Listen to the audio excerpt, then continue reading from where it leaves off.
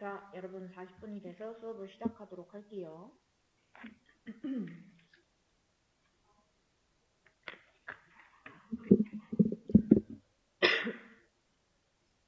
자, 이제 우리 7주차랑 이제 다음 주에 8주차까지 하면은 수업이 끝인데요. 네, 벌써 2달짜리 수업이었는데 이렇게 시작한 지 오래됐네요. 네. 주말 수업이라서 힘들 텐데 계속 출석 이거 진짜 많이 하는 거거든요, 여러분. 오프라인으로도 온라인으로도. 네, 정말 대단하신 거고 아주 열심히 잘 하고 계십니다. 저희가 이제 저번 주에는 뭘 배웠냐 하면은 저희 이 지도 나오게 하는 걸로 미국 지도랑 한국 지도 이렇게 해가지고 뭐 여러 가지 값을 이제 지역에 따라서 색깔로 구분해가지고 색칠해서 시각화하는 거 이런 거 했었고요. 여기서 끝내는 게 아니라 마우스 갖다 대면은 뭐 어떤 지역의 데이터 값이 몇인지 이렇게 구체적으로 뜨게 하는 이런 인터랙티브한 지도를 만들었습니다. 그리고 제가 숙제로 타이타닉 문제가 되게 유명하다고 했었잖아요. 요걸로 이제 뭐 이렇게 여러 가지 방법으로 데이터 분석하는 거 숙제로 내드렸었고요. 그리고 또 아예 인터랙티브 그래프 만드는 것도 해봤었고, 그리고 또 시계열 그래프라고 시간에 따른 어떤 값의 변화율을 나타내는 이런 그래프도 만들어봤었고요. 그리고 뭐 F 검정, T 검정 이런 것도 했었죠. 이런 건 아마 잘 까먹으셨을 텐데 오늘도 검정 하나 할 거거든요, 여러분. Z 검정이라고. 그래서 뭔가 코드 자체는 한 줄? 뭐 이 정도로 끝나는데 이런 걸 왜 하는 건지, 이 가설 검정을 왜 하는 건지 이런 개념들을 설명해야 돼가지고 조금 뭐 오래 걸릴 수도 있는데 뭐 이것도 이제 알아두면은 도움이 되겠죠. 데이터 분석 자체가 이제 통계학자가 만든 프로그램이고 이 R 자체가 그리고 뭔가 그런 통계학에 많이 이용되는 거니까요. 네. 어쨌든 이런 거 뭐 F 검정, T 검정 이런 걸로 했었고요. 이거 뭐 기억 안 나시면 여기서 보시면 됩니다. 아마 나중에 여러분들이 하실 때도 뭐 많이 까먹으실 텐데 그냥 그때그때 바로바로 검색해서 하시면 되고 T 검정은 뭐 두 집단 간의 평균의 차이가 있는지 검정하는 거였고요. F 검정은 분산의 차이가 있는지 이 T 검정 자체가 두 집단의 분산이 동일하다는 가정 하에 차이가 있는지를 검사를 해보는 거라서 이런 F 검정을 꼭 거쳤었죠. 그래서 뭐 코드 자체는 이렇게 한 줄 정도로 끝납니다. 뭐 F 검정은 여기 바점 테스트 이렇게 하면 되고요. T 검정은 T점 테스트 이렇게 하고 끝났었죠. 그래서 아무튼 나온 결과 뭐 해석하는 거 뭐 이런 것도 저희가 해봤습니다. 그래서 이제 두 집단의 차이를 비교할 때는 그냥 뭐 박스 플롯 이런 거 그림 그려놓고 자기가 눈으로 대충 차이가 있는 것 같은데 또는 차이가 없는 것 같은데 이런 식으로 분석을 하는 게 아니라 이렇게 컴퓨터한테 꼭 계산을 시켜야 됩니다. 오늘도 이제 좀 다른 검정도 해볼 거고요. 네, 그리고 또 이제 분산 분석은 뭐였냐? 두 집단 간의 차이를 분석할 때는 T 검정을 했었는데요. 이제 분산 분석은 좀 3개 이상의 집단 간의 평균 차이가 있는지 검정하는 뭐 이런 거였었죠. 그렇죠? 그리고 얘도 T 검정이랑 마찬가지로 등분산이라는 가정이 있어야지 그 차이를 좀 비교할 수 있는 거라서 그것도 같이 해봤어요. 그래서 그때는 뭐 이렇게 바틀렉점 테스트라는 뭐 이런 걸 이용해가지고 등분산인지 보고 등분산이네 그러면 분산 분석해도 되겠다. 그래서 여기 아노바라는 이런 뭐 분산 분석을 사용을 했었죠. 네. 그래서 어쩌면 이게 너무 좀 수학적인 내용이고 막 좀 재미도 없고 어렵고 이럴 수도 있는데요. 그러면 어려운 건 아니고 그냥 대충 흐름만 이해하시면 돼요. 나중에 이제 어떤 자료를 여러분이 직접 쓰셔야 될 때 그때 제대로 이해하면 되고요. 지금은 그냥 가볍게 알고 넘어가시면 될 것 같습니다. 네. 자, 그리고 제가 이제 저번 주에 숙제를 내드렸었죠. 어떤 숙제였냐면 이 HR 데이터셋 요거 숙제였었죠. 그쵸? 그래서 여기 보시면 사이트 들어가 보시면 이렇게 어떤 이제 직원에 대한 정보 같은 거를 담아놓은 이런 자료를 7가지를 제공하는 사이트를 제가 드렸었는데요. 이 중에서 여기 2번 결근율에 대한 데이터 요거를 다운받아가지고 여러분들이 이제 마음대로 분석해 달라는 숙제를 내드렸었어요. 그래서 저는 사실 아무도 안 할 줄 알았거든요. 보통은 참여율이 잘 안 나오죠, 여러분. 근데 너무 많이 보내주셔가지고 진짜 감동했고 심지어 퀄리티가 정말 정말 좋았어요. 네, 다들 잘하셨고 진짜 잘한 분도 계셨고 그래서 여러분 너무 부끄러우실까봐 누가 했는지는 말 안 하고 조금 같이 숙제한 거를 조금 같이 좀 보려고 합니다. 네. 그래서 이거 같이 보면서 아 이분은 이렇게 분석을 해봤구나, 저분은 저런 주제로 분석을 해봤구나, 이런 거를 좀 같이 보면 좋을 것 같고, 그리고 이거 숙제 안 하신 분들이 아마 오늘 안 오신 것 같거든요. 하거든. 그 숙제 안 해도 되는 건 아니지만 그래도 와야 되는데, 네, 어쨌든 아무튼 그래서 여러분들이 숙제한 거 같이 좀 한번 보도록 할게요. 너무너무 잘하셨어요. 네, 너무 잘하셨고, 일단 첫 번째 분, 이거 그냥 순서대로 보여드리겠습니다. 첫 번째 분은, 이거는 그냥 그래프만 보여드릴까?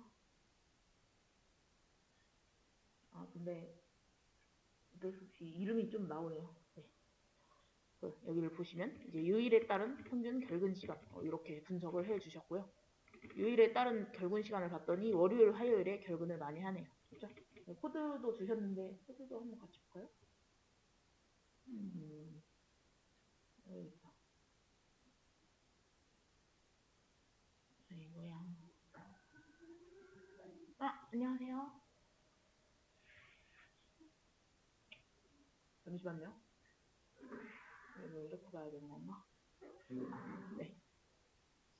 이걸로 이렇게 분석을 해주셨습니다. 요일에 따른 결근 시간을. 그래서 보시면 결근을 시간으로 하신 거겠죠? 그 결근률 이런 게 아니라.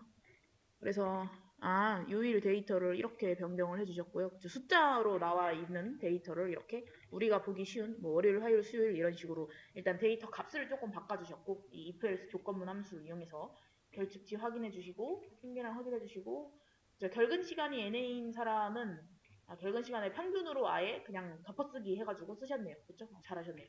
결근 시간을 뭐 만약에 빼도 되고, 빼고 계산을 해야지 평균이 나옵니다. 아니면은 그냥 결근 시간 빼고 나머지의 평균을 덮어쓰기 해가지고 해도 되는 거죠. 그리고 데이터도 이렇게 정제하시고, 이제 요일별로 묶어가지고 월요일인 거 전부 다 모여, 화요일 모여, 수요일 모여 이렇게 한 다음에 모인 것들끼리 결근 시간의 평균을 구하셨네요. 그렇죠? 이렇게 그래프를 그려주셨습니다. 네, 너무 잘해주셨고요. 그 다음 분이 아니라 한 분이 하신 건데, 이거는 이제 연령대에 따른 평균 결근 시간 이런 것도 하셨네요. 여기 보시면 연령대로 묶으셨네요. 그쵸? 네, 그 처음에 나와 있는 데이터는 그냥 나이만 나와 있었기 때문에 아마 이 연령대로 묶는 과정도 있었을 것 같아요. 그래서 이것도 코드를 한번 아주 자세하게는 아니고 그냥 잠깐씩 보겠습니다.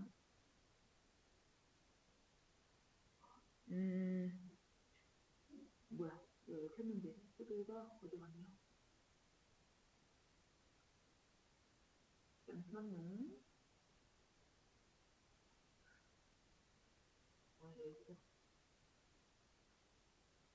네, 이렇게 이게 이제 연령대별 평균 결근 시간 계산해 주셨던 이런 코드고요. 보면은 결측치 일단 처리해 주시고, 그쵸? 이렇게 나이대를 나눠 주셨네요. 그쵸? 그래서 어떻게 하신 것 같냐면 아마 새로운 파생 변수 칼럼을 추가를 하신 것 같아요. 그쵸? 그래서 나이가 이제 뭐 30살 아래면은 뭐 20대, 아마 20대만 있었겠죠? 10대가 있진 않았겠죠? 뭐 직장 관련 데이터니까 아무튼 이런 식으로 계산을 해주시고, 그래서 나이대 칼럼을 만든 다음에 이제 나이대별로 모아가지고 그 안에서 뭐 20대인 사람들의 결근 시간의 평균을 구한다든지 이런 식으로 계산을 해주신 것 같아요. 그죠? 그래서 아까 같은 결과가 나왔고요. 이런 결과가 나왔고요. 아주 잘해주셨어요. 그리고 또 이렇게 직장의 거리와 평균 교통비. 이거는 이제 우리가 같이 했었던 거죠. 제가 예시로 보여드렸던 거예요. 그래서 직장이 멀수록 평균 교통비네. 이거는 그죠? 결근율이 아니라 평균 교통비를 가지셨군요. 좋은데? 다시 보면 조금 자세하게 보면 너무 잘해주셔가지고 다들. 아무튼 이렇게 뭐 열 이름도 변경해주시고 결측치 있나 확인하고, 그쵸? 결측치 있나 확인하는 게 항상 먼저예요, 여러분. 테이블로 빈도표 보고 결측치 있나 보고, 그리고 뭐 요약해서 그 좀 보고, 그리고 데이터 정지한 거를 보니까 이제 직장과의 거리로 묶은 다음에 뭐 직장과의 거리가 뭐 10km인 사람들 모여, 11km인 사람들 모여, 12km인 사람들 모여 이런 식으로 모은 다음에 거기서 이제 교통비의 평균을 구했네요. 그렇죠? 그리고 이거를 이번에는 선그래프로 나타내셨어요. 그렇죠? 그래서 그래프 여기 테마도 넣으셔가지고 좀 예쁘게 나타내신 것 같고 아주 잘해주셨습니다. 네. 그리고 여기 이 한 분이 해주셨던 마지막 제가 주제 하나만 해도 된다고 했는데 이렇게 막 알아서 여러 개도 해주시고 너무 잘하셨고요. 이거는 이제 또 아주 재밌는 데이터인데요. 이거는 요일이랑 그리고 음주 그러니까 요일별 음주 한 횟수? 뭐라고 해야 되나? 음주자별 뭐 결근 시간 이렇게 계산을 해주셨어요. 그래서 세 개의 칼럼을 묶어가지고 데이터를 분석을 한 거죠. 그죠? 그래서 보시면 이제 음주자일수록 월요일에 결근율이 높았다. 뭐 주말에 이제 많이 그 술을 마셨나 보죠. 그렇죠? 그래서 이렇게도 해주셨는데 아주 창의적이고 정말 재밌는 너무 좋은 분석 방법이고요. 그래서 보셨더니 이렇게 세 개 칼럼을 쓰셨네요. 소셜 드링커, 데이 오브 더 위크 이렇게 결근 시간 이렇게 그죠? 그리고 각각의 칼럼에 대해서 결측치 확인해 준 다음에 그리고 이거 요일로 이거 바꿔주고 그리고 이것도 이제 숫자로 음주를 하는지 안 하는지가 나뉘어져 있어서 이것도 보기 쉽게 이렇게 그 값으로 바꿔주셨네요. 그리고 데이터는 어떻게 전개됐냐. 일단 요일별로 묶었어요. 월요일, 일단 이제 그룹을 크게 월요일, 그 다음에 화요일 이런 식으로 요일별로 묶은 다음에 이 안에서 또 어떻게 그룹 바이를 했죠. 이제 여기서 이제 음주를 하는 사람 그리고 여기는 이제 음주를 안 하는 사람 이런 식으로 묶으셨네요. 그쵸? 요일로 먼저 묶고 이 안에서 음주자, 비음주자 이렇게 묶은 다음에 이제 세 개의 칼럼이 들어갈 때는 하나는 X축, 하나는 Y축, 그리고 하나는 이제 뭐 막대 그래프의 색깔을 구분한다든지 아니면 뭐또 선 그래프의 색깔을 구분한다든지 이런 식으로 필이나 아니면 컬러 이런 걸로 조절을 해주면 됐었죠. 그쵸? 그래서 아까 같은 재밌는 이런 모양의 그래프가 나왔습니다. 네, 너무 잘해주셨고요. 그 다음에 이제 두 번째로 보내주셨던 분 거를 보겠습니다.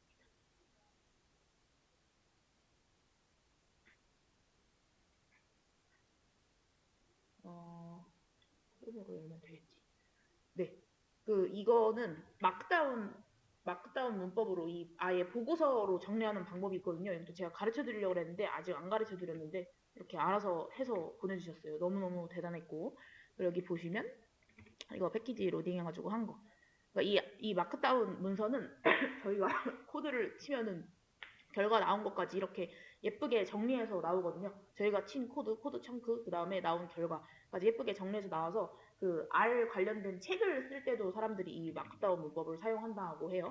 그래서 이렇게 해주셨고 데이터 들어온 다음에 이렇게 요 헤드나 str 이런 함수를 이용해서 구조도 파악해 주셨고요. 그리고 이렇게 이거 그때 결근 이유 같은 거 이렇게 나와 있는 거 정리해 주셨고 그리고 데이터 전처리도 해주시고요. 이거는 이제 그 소문자로 바꾸는 뭐 이런 거 해주셨고 그리고 칼럼 네임도 바꿔주시고 그래서 이렇게 보시면 뭐 이런 것도 이렇게 해주셨고 이거 칼럼 네임 바꿔주기 너무 너무 잘하셔서 정말 정말 대단하세요. 그리고 뭐 이렇게 여기 조인해가지고 이런 것도 이렇게 해주셨고 네 결측치 와 이거는 너무 이제 저희가 이제 안 배운 이런 것도 이런 함수도 다 써서 해주셨죠. 진짜 너무 잘하셨고요. 이게 사실 이 숙제가 제가 뭐 어떻게 완벽하게 해와라라고 한 적이 없기 때문에 되게 자유도가 높은 숙제였잖아요. 근데 이런 어떻게 보면 작은 숙제도 이렇게 진심을 다해서 다 하셨다는 게 정말 놀랍고 정말 존경스럽고 저도 그렇게 해야 되는데 참 예, 아무튼 그렇습니다. 그래서 보면은 앱센트 타임으로 이렇게 묶은 거, 요걸로 이렇게 묶어가지고 하셨고요. 이렇게 통계량은 어떻게 하셨다? 일단 빈도수 세신 것 같고, 그리고 앱센트 타임 합계를 구하신 것 같고요. 그쵸? 그래서 이렇게 이거는 지금 거의 논문이죠, 논문. 네, 너무 완벽하게 잘하셔서 제가 좀 보고 배워야겠어요. 그쵸? 그래서 이렇게 결측치 뭐 이렇게 제거하시고 또 세상에나. 네. 저는 어제 이제 그, 판교에서 집으로 오면서 잠깐만 봤었고, 지금 이제 자세하게 보는데, 어, 진짜 잘하셨네요. 그쵸? 이렇게 계절도 이렇게 나뉘어져 있는 거, 이걸로 다 바꿔가지고, 이렇게 밑에 이트 새로운 칼럼 이렇게 추가해 주셨고요. 그쵸? 어, 오, 정말, 진짜 퀄리티가 높죠? 그쵸?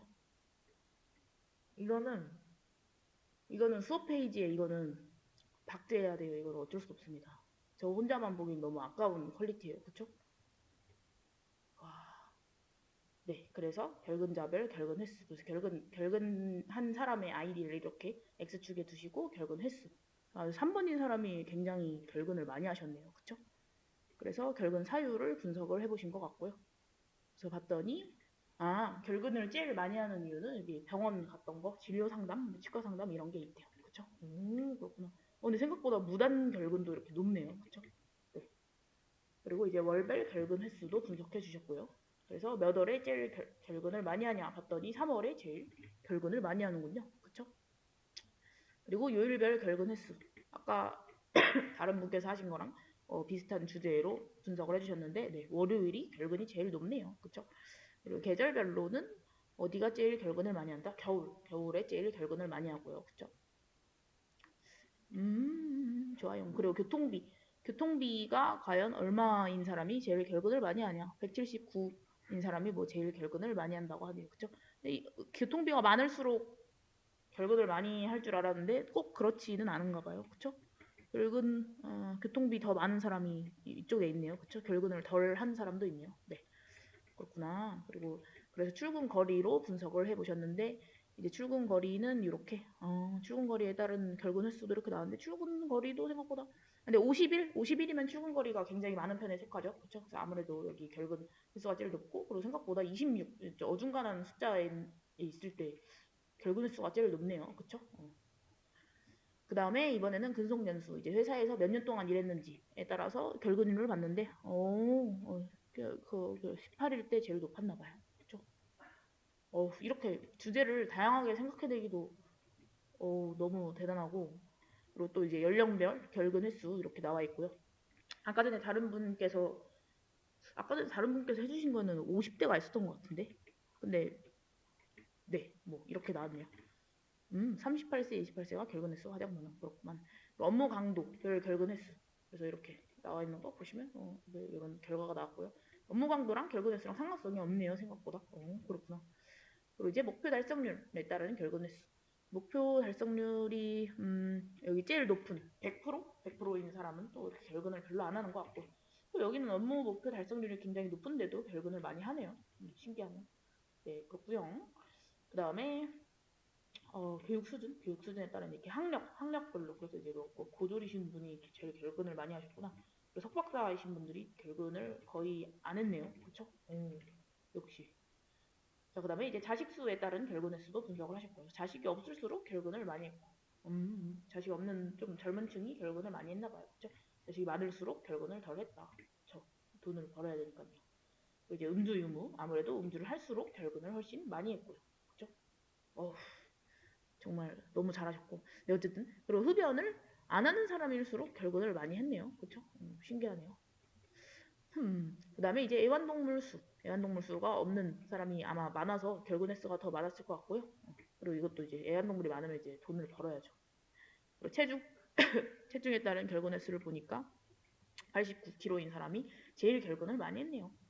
그리고 키에 따른 결근 횟수도 분석을 해보니까 170인 사람이 제일 많이 했고. 그 다음에 BMI에 따른 결근 횟수도 분석을 해봤고요. 그렇죠? 네. 그 다음에 결근 시간별 결근 횟수. 결근 시간이 8시간인 사람들이 제일 많았다. 그쵸? 그래서 이를 종합해보면 이런 결과가 나왔다. 또 이렇게, 이거는, 그쵸. 진짜 이건 논문이에요, 논문. 그쵸? 그리고 변수들 간 상관관계 분석하는 것도 해주셨고요. 그쵸? 세상에나. 정말 잘하셨고요. 그래서 이렇게 보시면 이렇게 상관관계도 분석이 되어 있습니다. 좋아요. 이것도 이렇게 예쁘게 해주셨고. 네. 그래서 이렇게 해주셨고. 네, 좋습니다. 보시면 그래서 주 요인도 분석해서 이렇게 결론도 내주셨네요. 근데 이거는 이제 너무 잘하셔가지고 제가 수업 페이지에 올려드릴 테니까 여러분도 참고를 하세요. 저는 이렇게 거의 논문 수준의 이거는 숙제가 아니라 네 거의 너무 정말 너무 잘하셨는데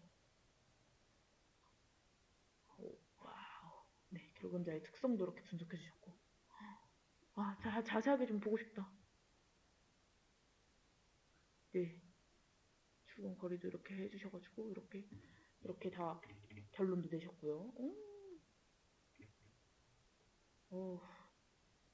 이거는 이렇게 저기 돌아다니면서 다른 강사님들한테 자랑할 거고 멘토님들한테도 좀 보여드려야겠어요. 네, 정말 정말 잘하셨고 진짜 대단하십니다. 네, 아무튼 이렇게 해주신 분 계셨습니다. 정말 너무 대단하시고 네, 자 그다음에 이제 다음 분도 보실까요? 그래서 이제 주제를 보시면 여기 이렇게 여기도 이제 학력별로 학력별로 여기 고졸이신 분, 뭐 대졸이신 분, 뭐 이렇게 결근 시간을 봤더니 아무래도 이제 그 학력이 높을수록 결근 시간이 조금 적었다. 그리고 평균 결근 시간을 보는 거니까 좀 제대로 된 비교라고 할 수 있겠네요. 너무 잘하셨고요. 그다음에 이제 이거는 비만도에 따른 결근 시간을 봤더니 이제 뭐 보통인 사람이 결근율이 제일 높았고요. 그렇죠? 그리고 반려동물이랑 자녀가 조금 많을수록 결근율이 적었었죠. 그쵸? 그래서 이것도 코드를 어떻게 가져갈까?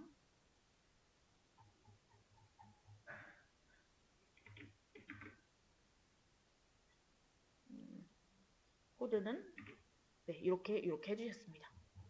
그리고 여기 마지막에 이거 여기서 이거 계산했는데 NA로 나온 건 그 결근 시간에도 NA가 있는데 그걸 제외하지 않아서요.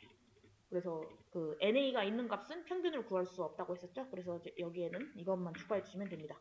NA를 제거하고 하겠다. 네, NA를 제거하고 평균을 구하겠다. 이것만 추가해 주시면 이거는 제대로 된 칼럼이 나옵니다. 네, 이거 너무 잘해 주셨어요. 보시면 아우 정말 너무 잘해 주셨어요. 그리고 마지막 분, 네, 마지막 분 보시면은요, 일단 그래프는 이렇게 나와가지고 아마 업무량에 따른 그 결근 시간을 이렇게 낸 것 같고요. 생각보다 이제 업무량이 많을수록 뭐 결근을 더 많이 하고 이러지는 않았습니다. 이 두 개는 상관관계가 없다고 볼 수 있겠네요. 그렇죠? 양의 상관관계도 아니고 음의 상관관계도 아니잖아요. 그렇죠? 이렇게 나왔고요. 그리고 코드 마지막으로 보고 네, 이렇게 분석을 해주셨습니다. 네, 그래서 너무너무 잘 해주셨고 이게 숙제라는 게 참 이거 하나만 봐도 참 정말 정말 어떤 걸 해도 잘 하겠다라는 분이 보이죠, 그쵸? 사실 그렇게 열심히 할 필요도 없는 숙제였고 그냥 가벼운 숙제였는데 너무너무 다들 정성스럽게 잘 해주셔서 정말 놀랐고요. 너무 감사드리고 제가 많이 배웁니다, 여러분께. 네, 어쨌든 이렇게 숙제 해주셨고 만약에 제가 이렇게 숙제를 내드렸는데 뭐 주제가 생각이 안 날 수 있잖아요, 여러분. 그쵸? 그래서 주제가 생각이 안 나면은요. 이것도 또 이게 이제 생각이 안 날 수도 있는데 얘도 챗GPT한테 물어보면 됩니다, 여러분. 이게 무조건 답은 아닌데 얘한테 이런 걸 물어볼 때 참 좋아요. 그래서 뭐 예를 들어서 직원에 대한 정보가 있는데 뭐 칼럼이 뭐뭐 있었죠? 나이, 성별, 뭐 연령, 자녀 수, 그리고 뭐 애완 뭐 반려동물 해야 되나? 반려동물 수, 그리고 직장과 집의 거리 등의 칼럼과 결근 시간에 대한 칼럼이 있을 때 뭐라고 해야 되나? 어떤 주제로 데이터 분석을 해보면 좋을까? 이런 걸 물어보시면 얘가 알아서 주제도 쫙 뽑아줍니다, 여러분. 그래서 만약에 여러분이 어떤 완전 자유주제인 프로젝트를 해야 된다. 근데 프로젝트의 주제를 못 잡겠다. 이러면은 얘랑 이렇게 대화를 하면서 주제를 잘 잡아보시면 돼요. 그러니까 이거를 조금 되게 거부감을 느끼시는 분들이 많거든요. 여기에다가 물어보는 걸 아이 그거 사람이 생각해서 해야지 저기다 물어보면 어떡하냐 막 이렇게 생각하시는 분들 많은데 아니에요. 얘는 그냥 똑똑한 친구라고 생각하시면 돼요, 여러분. 친구랑 상의해서 하면은 좀 좋은 결과가 나올 수도 있잖아요. 그래서 얘가 이렇게 보이시죠, 여러분? 좋은 주제를 이렇게 추천해 주는 거. 그래서 이거를 많이 이용을 하셔야 되고요.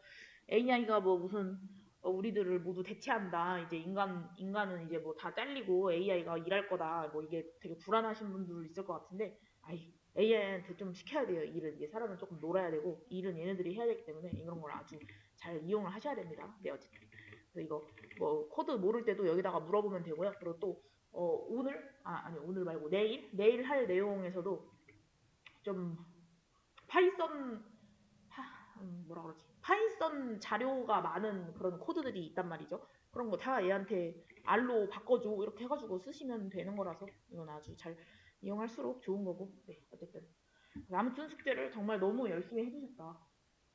아니 숙제를 하신 것만도 진짜 대단한데 어떻게 이렇게 네, 아무튼 정말 대단하시고 아주 잘하셨습니다. 네. 숙제 안 하신 분들도 제가 그 자료 올려놓는 거 보고 좀 이렇게 참고하시면 너무 좋을 것 같고요. 자, 어쨌든 이제 수업을 한번 진행해 볼까요? 이제 오늘이 7주차 수업 시작하는 날인데요.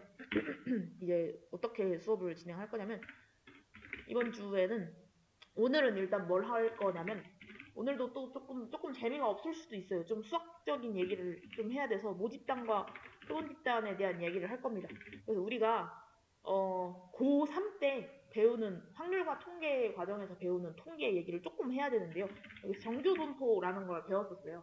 그래서 약간 그때 배울 때는 그냥 그러니까 약간 받아들여라 이런 식으로 배웠을 텐데 이번에는 그거를 이제 직접 그래프로 그려가지고 아 진짜 그렇구나 약간 이렇게 증명해보는 과정을 가질 겁니다. 그래서 정조분포에 대해서 설명을 할 건데 이것도 또 조금 이제 안 배우신 분들도 있을 거고 뭐 기억이 안 나는 분들도 있을 텐데 그냥 쉽게 그냥 대충 어떤 흐름이구나만 받아들이시면 돼요. 아시겠죠? 그래서 오늘은 이거 한 다음에 그리고 또 이제 문제풀이 제가 데이터 분석하는 문제를 드릴 거예요. 그래서 그거를 푸시면 됩니다.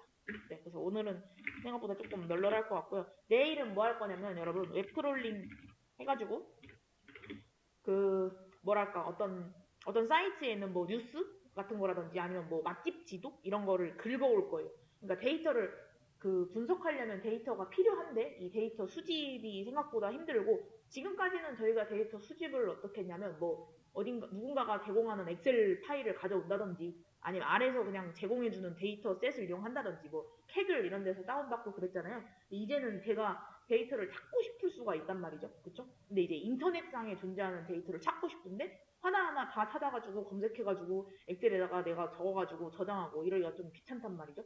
그런 과정을 좀 자동으로 해주는 게 웹크롤링이에요.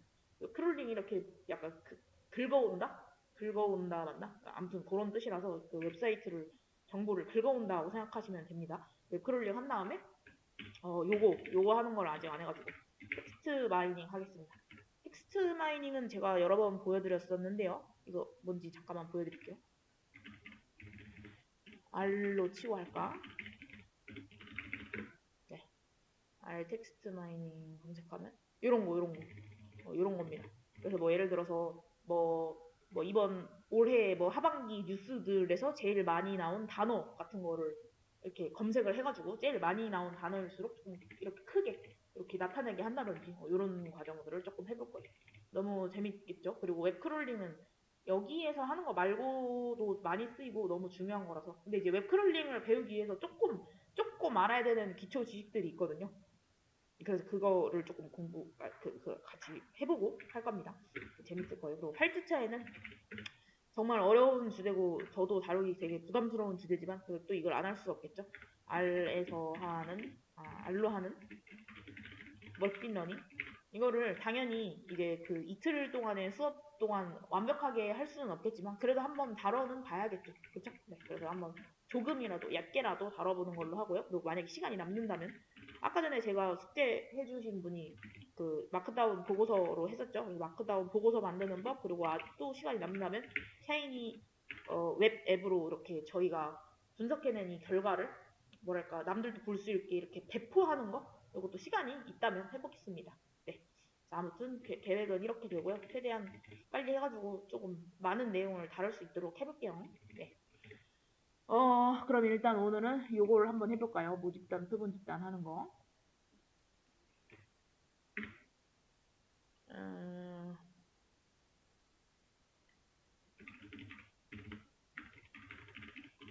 어떤 분께는 너무 쉬운 내용일 수도 있고요. 왜냐면 고등학교 때 배웠던 내용이라서. 근데 여기 지금 아직 고등학생이 안 되신 분도 있으니까 당연히 어렵기도 하겠죠?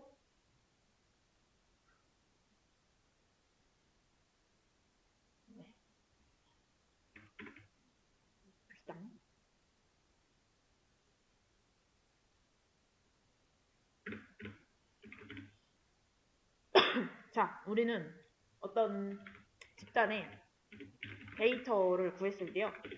방대한 양의 데이터, 그러니까 행이 한 8만 개 정도 된다고 했을 때, 그 8만 개 정도 되는 아주 칼럼도 많고 행도 많은 그런 데이터 가지고 할 수 있는 건 없습니다. 우린 항상 어떤 거를 구하냐면 그 데이터의 기술 통계량을 구해요.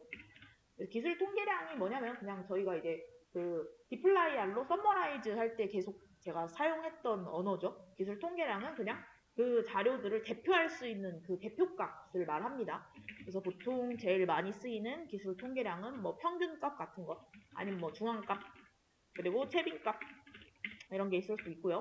또는 이제 여러분들 그 대학교에서 시험 같은 걸 보면은 이제 중간고사, 기말고사 때는 아예 이게 알파벳으로 나오죠. 성적이 뭐 A, B, C 이렇게 나오는데 중간고사 때에도 성적을 공지는 해야 되긴 하잖아요. 보통 교수님들이 어떻게 성적을 공지해 주냐면 뭐 내 점수 뭐 예를 들어 뭐 이렇게 80점이다. 그 다음에 뭐 평균 뭐 76점이다 막 이런 식으로 그렇게 공지를 해주죠. 그죠? 근데 이제 제 점수랑 평균 딱 두 가지만 가지고는 내가 알파벳을 뭘 받을 건지를 추측하기는 조금 힘들어요. 그래서 내가 평균보다 잘 봤으니까 뭔가 뭐 그쵸 뭐 잘한 거죠. 평균보다는 잘한 것 같긴 한데 그래서 A를 받을지 B를 받을지가 굉장히 궁금하단 말이죠.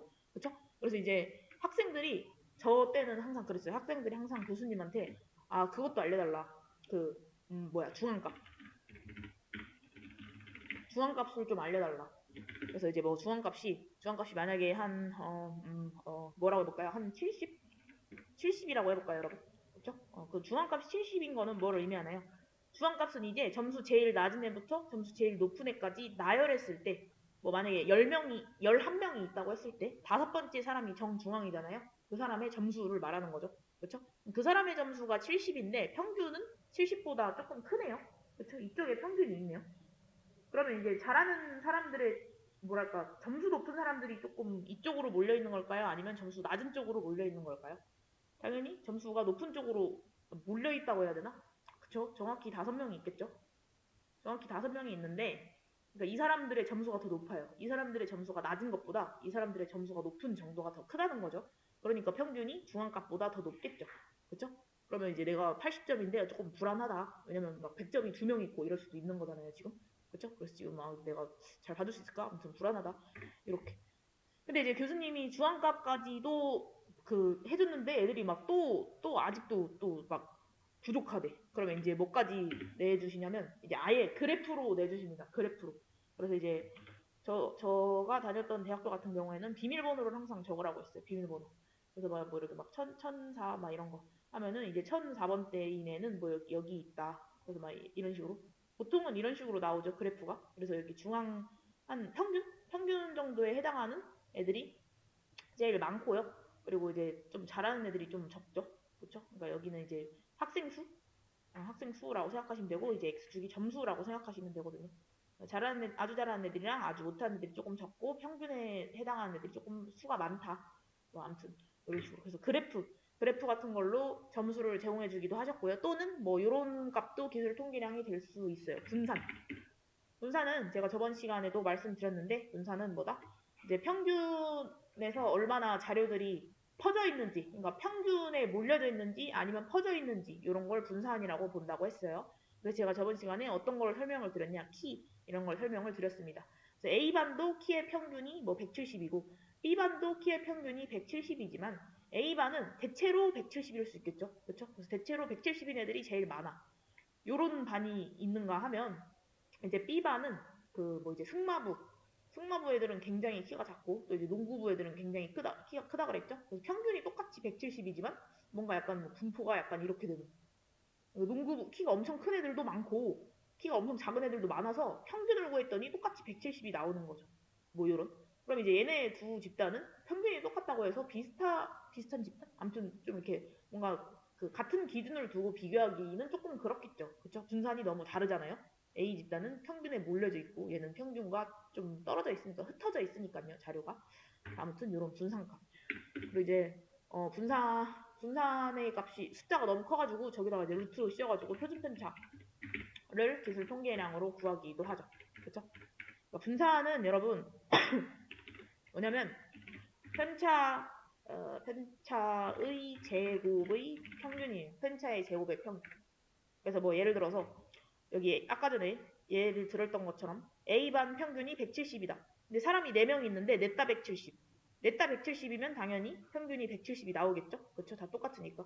이럴 수도 있는 거고요. 그 다음에 B반의 평균도 170인데 2명은 200이에요. 2명의 키는 200이야. 농구부여가지고.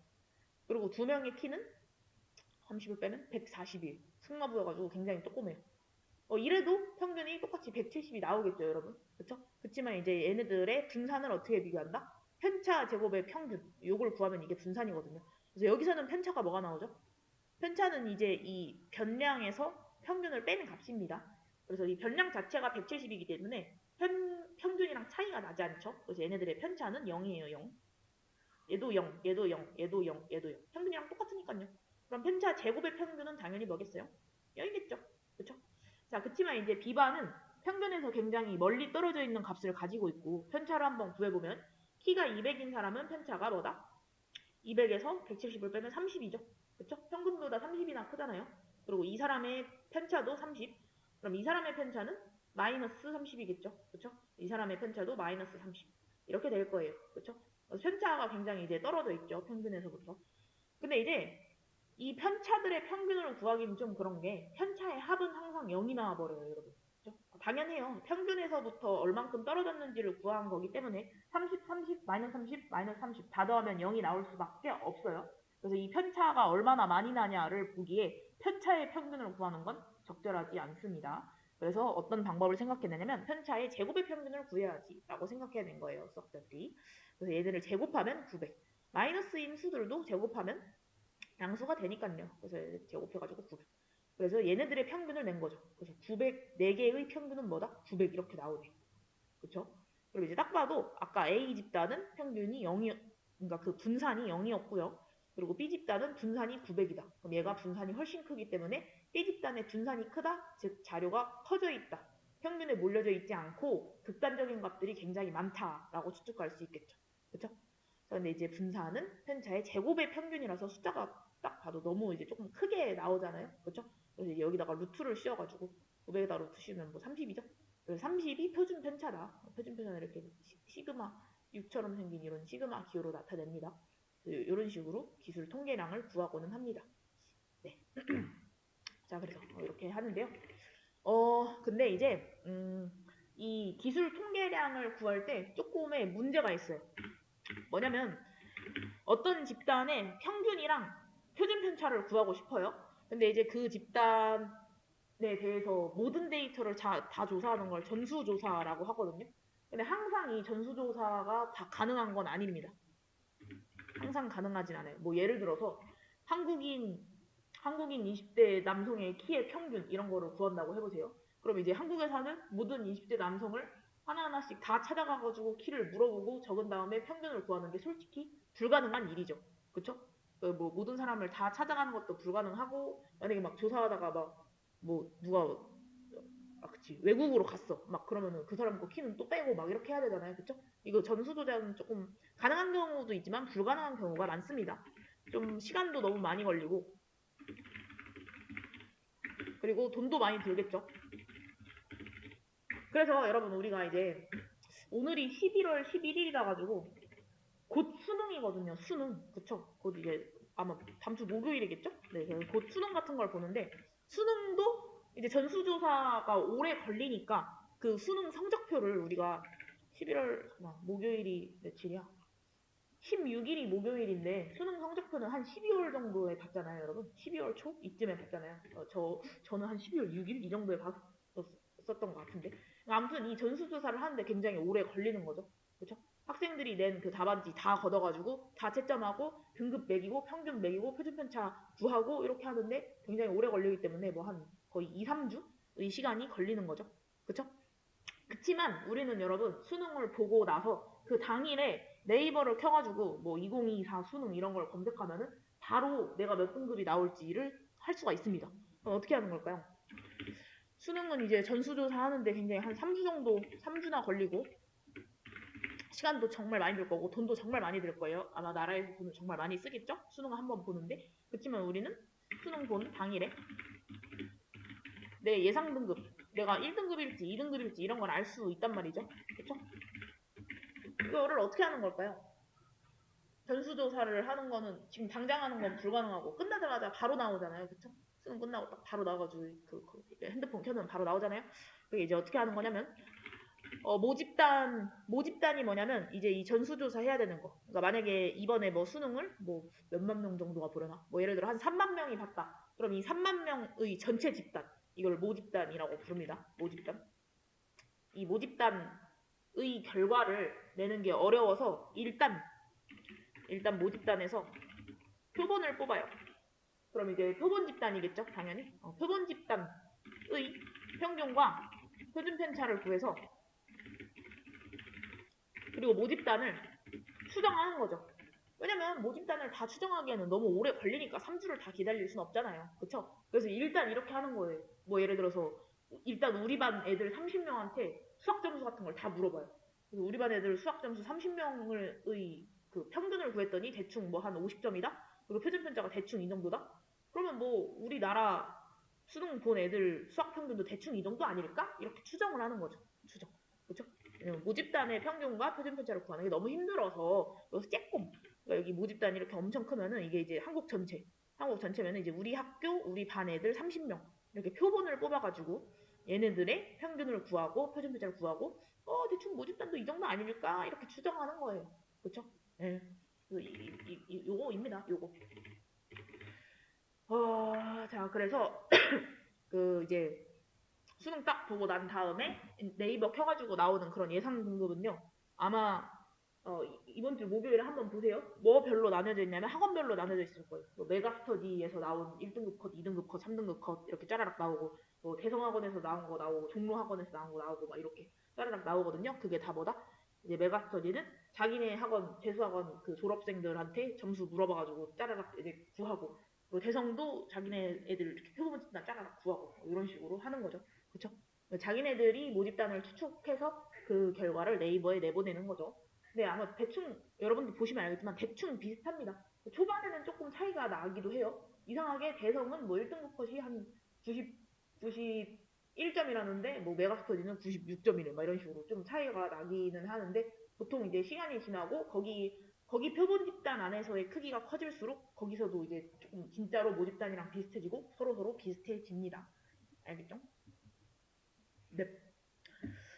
자, 그래서 우리가 할 것은 표본 집단을 이용해서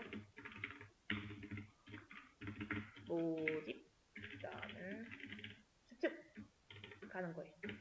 아시겠죠?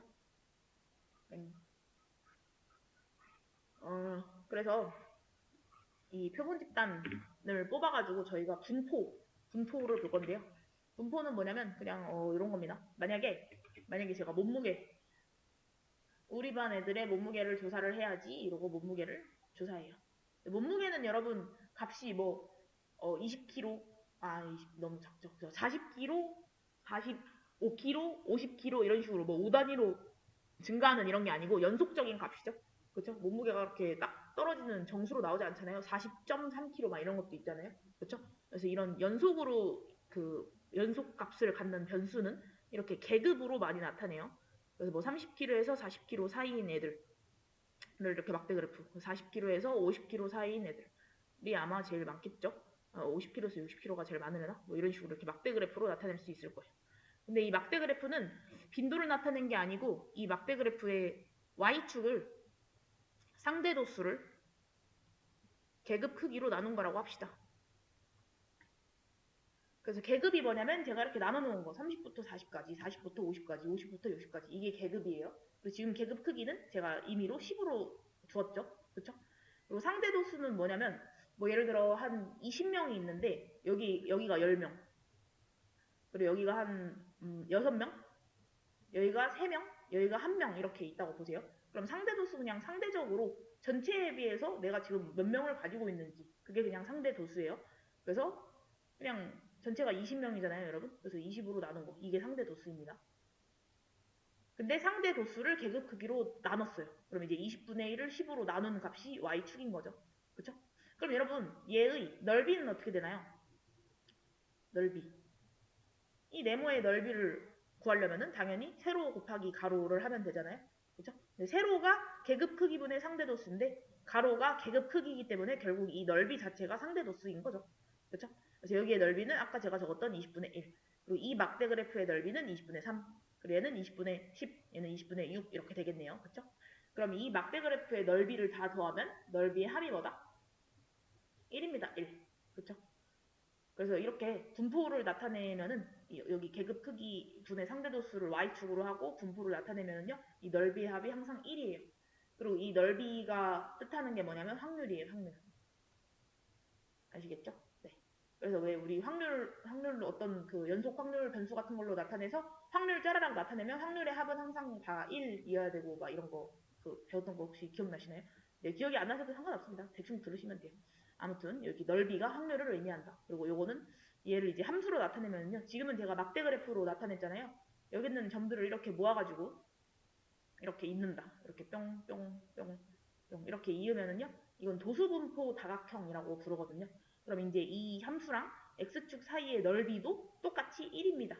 왜냐면 지금 여기 있는 이 직각삼각형의 넓이랑 여기 있는 이 직각삼각형의 넓이는 빠지는 거죠. 막대 그래프에서 도수분포 다각형의 넓이를 구하는 걸로 바꾼다고 생각을 해보세요. 이쪽은 빠지고 대신에 이쪽이 추가가 됐죠. 그렇죠? 그래서 그 한 3만큼 빠지고 3만큼 추가되는 거니까 넓이는 똑같을 거예요. 여기도 마찬가지. 이쪽이 추가됐는데 이쪽이 빠졌기 때문에 넓이는 똑같은 거예요.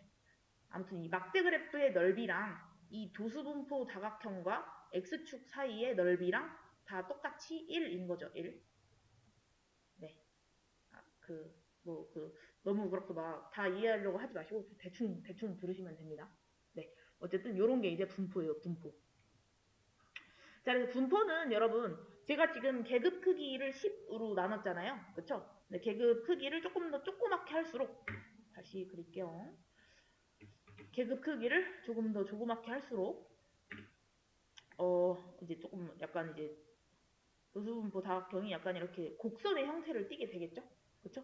곡선의 형태를 띠게 되는데 대체로 어떤 집단의 데이터를 구한 다음에 분포를 나타내면은 이런 약간의 좀 뭐랄까 그 대체로 평균에 몰린 평균 쪽이 이제 제일 높고 당연히 이쪽에 있는 사람들이 제일 많으니까 이쪽에서 평균이 나왔겠죠?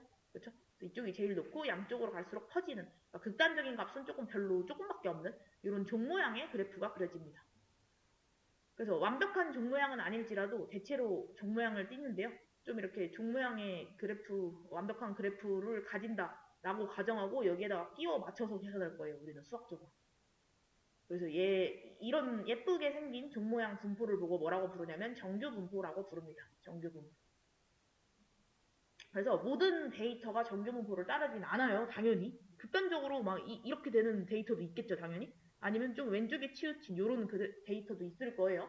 이런 데이터도 어떻게 돼 있을지 모르겠지만 정규 분포를 따른다고 가정하고 그 계산을 하는 경우가 많습니다. 그래서 완벽히 정규 분포를 따르지 않는데 이걸 따른다고 끼워 맞추고 계산을 하는 거기 때문에 이 통계에서 다루는 값은 전부 다 정확한 값이 아니라 다 막 약간 이제 뭐 근사치, 수정치, 확률 뭐 이런 거예요. 정확한 값을 다룰 수가 없어요. 아니 솔직히 여러분 표본 집단의 어떤 값을 이용해서 모집단을 추측한다? 이건 그냥 말 그대로 추측일 뿐 정확히 맞출 수는 없는 거잖아요. 그죠? 예, 그렇습니다. 아무튼 정규분포는 뭐다? 이게 좀 이렇게 예쁘게 생긴 종 모양의 그래프를 뜻합니다. 정규분포는. 그래서 저희가 어떤 거를 증명을 할 거냐면요. 표본 집단의 평균을 다 모은 표본 평균의 평균. 이것도 되게 말이 헷갈릴 수 있는데요. 표본 평균의 평균은 정규분포를 따른다. 이걸 증명해낼 거예요. 이걸 이제 여러분이 배웠을 때는 확률과 통계 단원에서 배웠을 때는 그냥 이걸 완벽하게 증명해서 하긴 힘들었을 텐데요. 이제 우리는 이걸 그래프로 증명해내는 거예요. 진짜로 표본 평균의 평균이 정규 분포를 따르는지 안 따르는지. 아시겠죠? 네. 그래서 오늘은 이렇게 설명으로 하는 게 더 많아가지고 막상 코드는 몇 줄 안 짤 거거든요. 근데 그래도 어려울 수 있지만 그래도 잘 들어주셔야 되고 지금 시간이 너무 많이 됐기 때문에 30분이네요. 저희 10분간 쉬었다가 할게요. 오늘은 계속 이런 개념 설명이 많을 거라서 재미없을 수도 있지만 그래도 40분에 시작하겠습니다.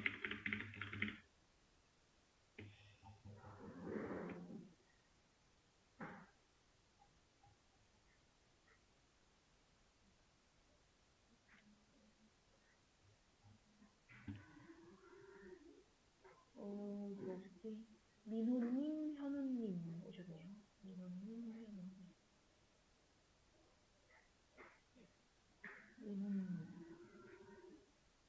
현우님. 민호님, 현우님 왜 숙제 안 하셨어요? 아, 벨나님도 오셨고, 슈드님은 이따 온다 했고, 수찬님 오셨고, 태연님 안 오셨고. 오늘도 출석을 많이 해주셨네.